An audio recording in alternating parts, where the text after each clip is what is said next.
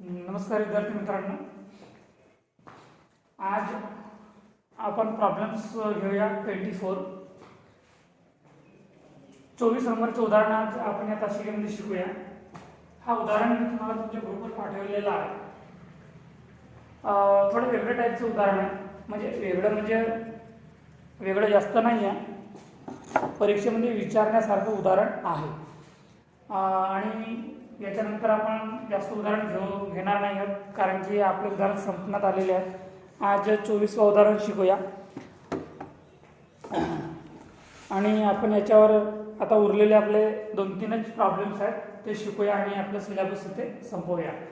पण आज आपण जो 24 नंबर उदाहरण घेणार आहोत तो खूप महत्त्वाचं उदाहरण आहे। तो तुम्हाला तुमच्या ग्रुपवर पाठवलेला आहे, तर बघून घेऊया, एकदा उदाहरण समजून घेऊया आणि नंतर त्याचं सॉल्युशन करूया। ठीक आहे, बघा उदाहरण प्रॉब्लेम्स नंबर 24।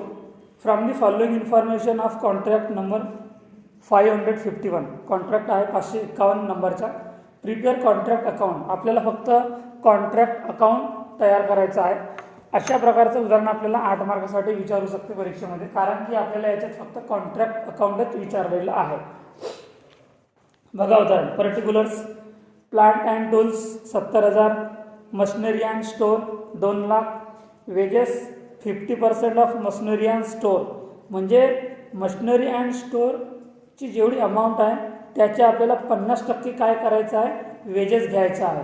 ठीक आहे, सन्ड्री एक्सपेन्सेस 20% ऑफ वेजेस, जो आपला वेजेस निघेल त्याच्या 20% आपल्याला सन्ड्री एक्सपेन्सेस घ्यायचा आहे।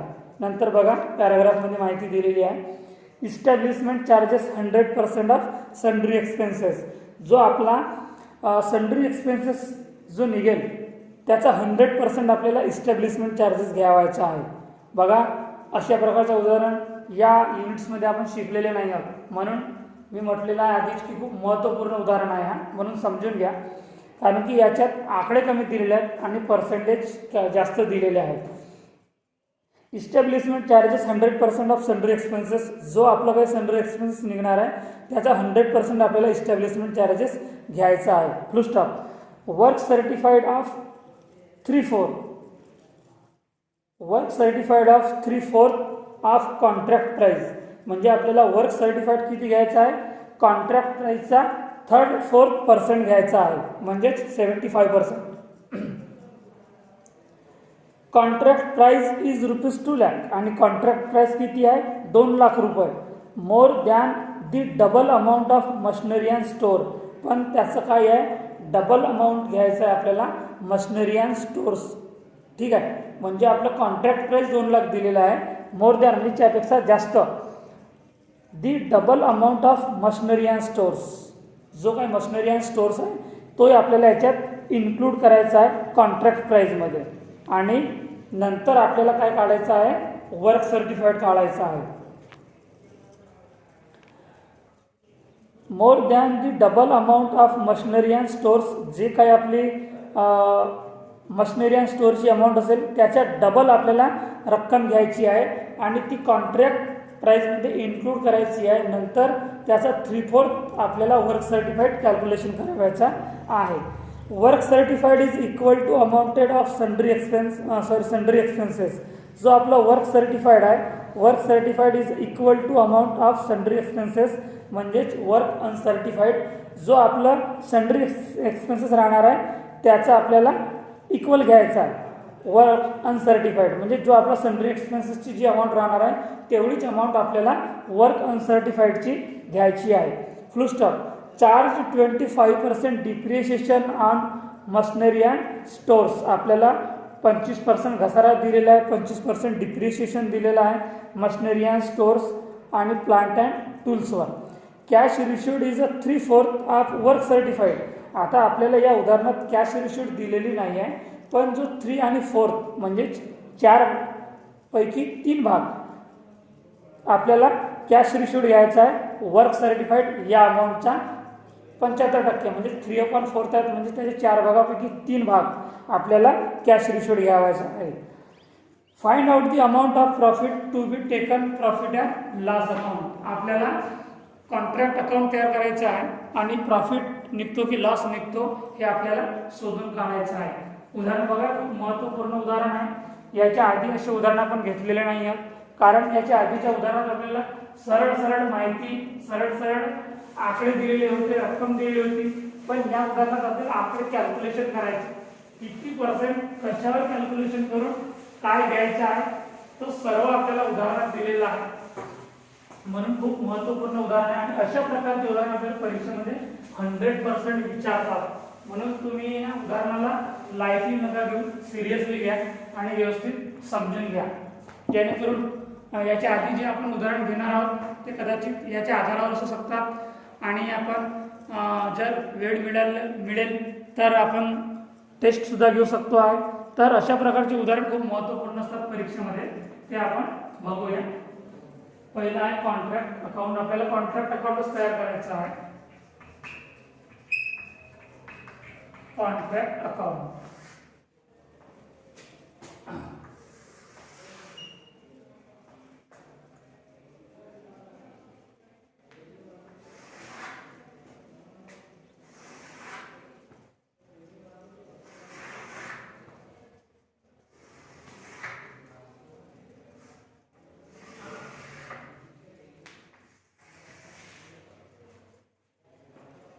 particulars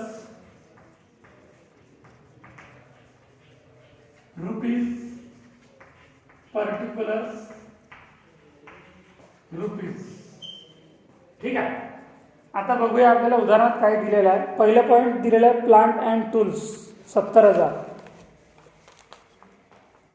प्लांट अँड टूल्स म्हणजे टू प्लांट अँड टूल्स किती दिलेले आहे 70,000 रुपये. Plant and tools 70,000. नंतर machinery and stores to machinery MSCHINERY machinery and stores. Machinery and stores किती दिलेला आहे 2 लाख रुपये. Machinery and stores 2 lakh. नंतर वेजेस, तिसरा पॉईंट बघा, wages 50% of machinery and stores. आपल्याला काय घ्यायचं नंतर वेजेस. वेजेस किती म्हटलेला आहे 50% मशिनरी अँड स्टोर्सचा. Wages 50% of machinery MSCHINERY. तर मशिनरी किती दिलेला आहे 2 लाख. 2 लाखाचा आपल्याला काय घ्यायचं आहे 50% घ्यायचा. किती निघणार आहे 1 लाख रुपये. म्हणजे वेजेस किती निघालेला आहे 1 लाख रुपये. आपल्याला ऑलरेडी उदाहरणात विचारलेलं आहे wages 50% of machinery and tools. Machinery and टूल्सच्या रकमेच्या 50% आपल्याला वेजेस घ्यायचे. त्याच्या अशा प्रकारे आपल्याला कॅल्क्युलेशन करावं लागेल. नंतर sundry expenses to sundry expenses. काय म्हटलेलं sundry expenses 20% of wages. Sundry expenses 20% of wages. आता वेजेस किती निघालेला आहे वेजेस निघालेला आहे 1 लाख रुपये. 1 लाखचा आपल्याला 20% घ्यावायचा. 1 लाख गुणिला 20% भागिला 100 किती निघेल 1 लाखाचा 20% 20,000 रुपये. तर आपलं सन्ड्री एक्सपेन्स किती निघालेला आहे 20,000 रुपये. नंतर इस्टॅब्लिशमेंट चार्जेस, नंतर पॅराग्राफ मध्ये माहिती दिलेली आहे. Establishment charges 100% of sundry expenses to establishment charges.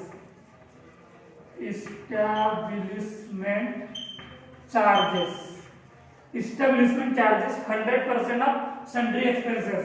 Sundry expense किती निघालेला आहे 20,000. याचा आपल्याला 100% काय घ्यायचं आहे इस्टॅब्लिशमेंट चार्जेस म्हणजे 20,000. आपल्याला 100% इस्टॅब्लिशमेंट चार्जेस विचारलेला आहे. तो कशावर सन्ड्री एक्सपेन्सेसवर. म्हणजे जेवढा आपलं सन्ड्री एक्सपेन्स निघणार आहे तेवढंच आपलं काय निघणार आहे establishment charges 100% of sundry expenses. 20,000 झालं. समजलं हे वाला पॉईंट. तीनही पॉईंट खूप महत्वाचे आहेत. याच्या आधी आपण असं उदाहरण बघितलेलं नाही आहे. हा उदाहरण आपण खूप महत्त्वपूर्ण बघणार आहोत आणि ते तीनही पॉईंट्स मी तुम्हाला कॅल्क्युलेशन करून दिलेले आहे आणि समजावून सुद्धा सांगितले आहे. नंतर work certified is 3/4 of contract price. म्हणजे आपल्याला वर्क सर्टिफाइड 3/4 म्हणजे जो काय कॉन्ट्रॅक्ट प्राइस आहे त्याचे 4 भागापैकी 3 भाग म्हणजे 75% भाग आपल्याला वर्क सर्टिफाईड म्हणून घ्यायचा आहे. कॉन्ट्रॅक्ट प्राइस दिलेली आहे 2 लाख रुपये. मोर दॅन च्यापेक्षा जास्त the double amount of machinery and stores म्हणजे जेवढं अमाऊंट आपला मशिनरी अँड स्टोअरचं असेल त्याच्या double amount plus contract price amount त्याच्यावर आपल्याला 3/4 काय घ्यायचं आहे वर्क सर्टिफाईड घ्यायचं आहे. Work certified. तर आता आपण याची वर्किंग नोट तयार करूया कारण थोडं पॉईंट्स वेगळं दिलेलं आहे आणि महत्त्वपूर्ण दिलेलं आहे. Working note calculation of working note point number 1 calculation of work certified. काय म्हटलेलं आहे work certified is 3/4 of contract price. Contract price is ₹2 lakh more than the double amount of machinery and stores. Contract price किती दिलेला आहे contract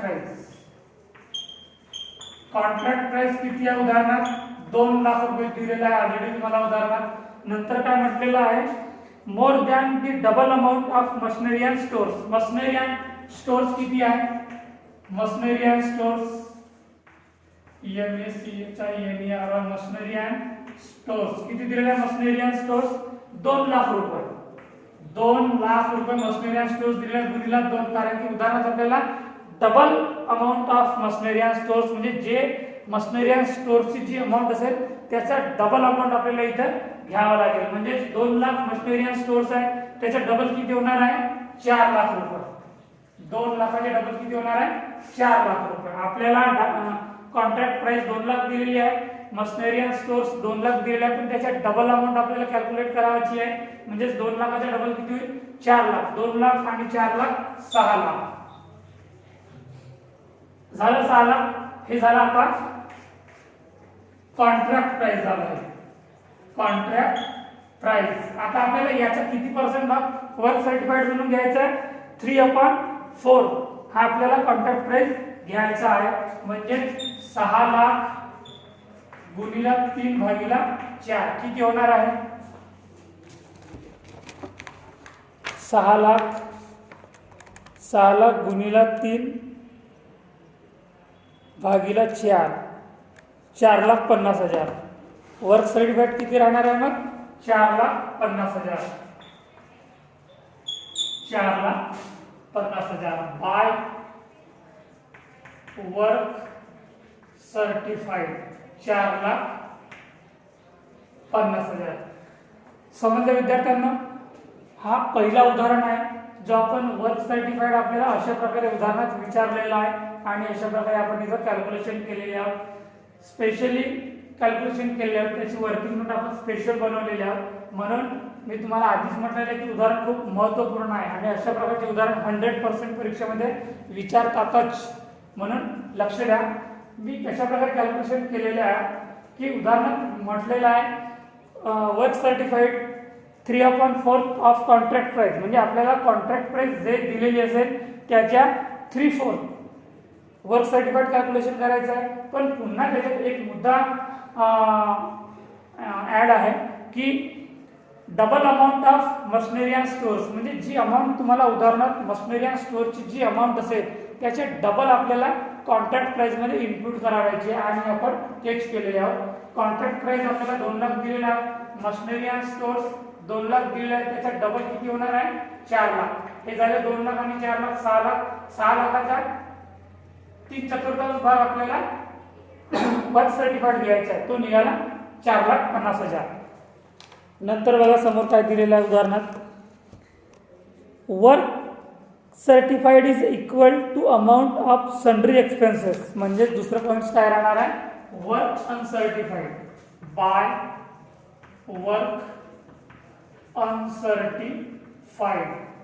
कशावर म्हटलेलं आहे sundry expenses. Sundry expenses किती दिलेला आहे 20,000. बघा सन्ड्री एक्सपेन्सेस किती निघालेला आहे 20,000 म्हणजे वर्क अनसर्टिफाइड किती राहणार आहे 20,000. समजलं. नंतर charge 25% depreciation on machinery and stores. आपल्याला मशिनरी अँड स्टोर्सवर डिप्रिशिएशन म्हणजे घसारा किती पर्सेंट दिलेला आहे? 25% आपल्याला घसारा दिलेला आहे. 25% आपल्याला घसारा दिलेला आहे. म्हणजेच by machinery and stores, by machinery and stores, machinery and stores. Machinery and stores किती अमाउंट आहे? 2 लाख रुपये. 2 लाख रुपये मशिनरी अँड स्टोर्स आहे, मायनस 25% डिप्रिशिएशन. 2 लाखाचा 25% किती होणार आहे डिप्रिशिएशन? 50,000. म्हणजे 2 लाख मधून 50,000 गेले तर किती उरतील? 1,50,000. समजलं पॉइंट्स मशिनरी अँड स्टोर्सचा. मशिनरी अँड स्टोर्स वर आपल्याला 25% डिप्रिशिएशन दिलेला आहे, घसारा दिलेला आहे. मशिनरी अँड स्टोर्सची अमाऊंट आहे 2 लाख रुपये. आपल्याला त्याच्यापैकी 25% मायनस करावं लागेल. 2 लाखाचे 25% 50,000, म्हणजे 2 लाखामधून 50,000 गेले तर किती उरतील? 1,50,000. नंतरचं पॉइंट्स बघा. प्लांट अँड टूल्स वर सुद्धा आपल्याला 25% घसारा दिलेला आहे. प्लांट अँड टूल्स किती आहे? 70,000. By plant and tools. Plant and tools किती आहे? 70,000 मायनस 25% डिप्रिशिएशन. 70,000चा 25% किती होणार आहे? 70,000 गुणिले 25 भागिले 100, 17,500 रुपये. 17,500 रुपये. आता 70,000 मधून 17,500 रुपये मायनस करा, किती उरतील? 52,500 रुपये. 52,500 रुपये.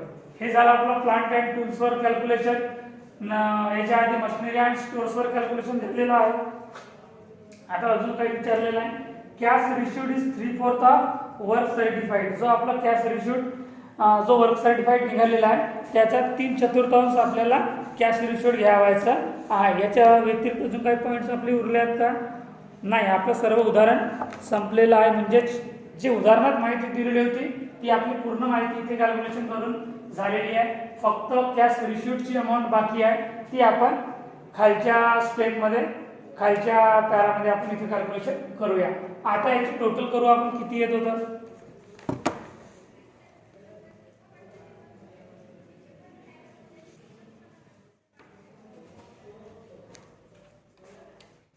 70,000,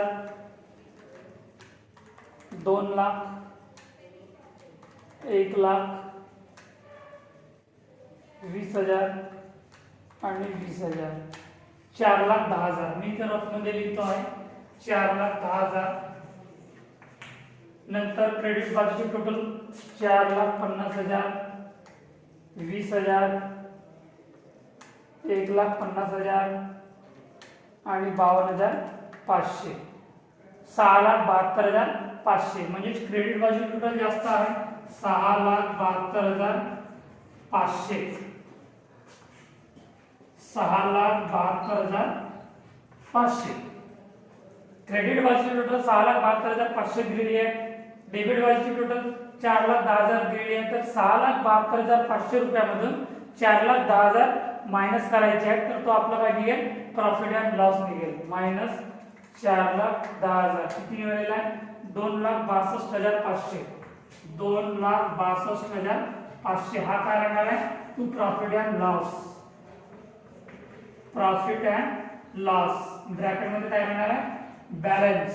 हा निघाला आपला बॅलन्स. तर समजलं इथपर्यंत विद्यार्थ्यांना प्रत्येक पॉइंट्स मी वेगळ्या प्रकारे म्हणजे सेपरेटली स्पेशली कॅल्क्युलेशन करून दिलेला आहे. म्हणून हा उदाहरण तुमच्यासाठी खूप महत्त्वाचा आहे. याच्यानंतरची step to profit. To profit किती मिळालेला आहे बॅलन्स? 2,62,500. 2,62,500. आणि या बाजूला काय कॅल्क्युलेशन होईल? To profit and loss. Profit and loss याचा फॉर्म्युला मी तुम्हाला याच्या आधी प्रत्येक उदाहरणात लिहून दिलेला आहे, पण या उदाहरणात सुद्धा लिहून देणार आहे. कारण की तुम्हाला वर्क सर्टिफाईडच्या 3/4 भाग तुम्हाला कॅश रिसीव्ड म्हणून घ्यायची आहे आणि आपल्याला वर्क सर्टिफाईड किती दिलेला आहे 4,50,000. या 4,50,000चं तुम्हाला 3/4 भाग म्हणून कॅश रिसीव्ड घ्यायची आहे. कारण की आपल्याला फॉर्म्युला काळासाठी आपल्याला त्याची अमाऊंटची गरज पडेल. याचा फॉर्म्युला आहे balance into 2/3 into cash received upon work certified. Balance किती निघालेला आहे 2,62,500. 2,62,500 गुणिला 2/3 गुणिला. आता आपल्याकडे उदाहरणार्थ कॅश रिसीव्ड दिलेलं नाही आहे, बरोबर आहे. म्हणून नंबर 2 कॅश रिसीव्ड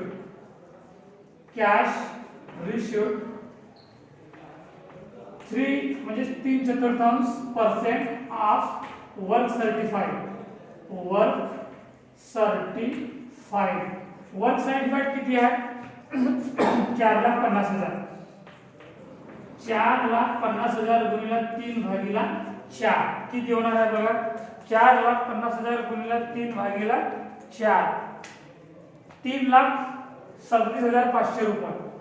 3,37,500 हे आपली कोणती अमाऊंट निघालेली आहे कॅश रिसीव्ड.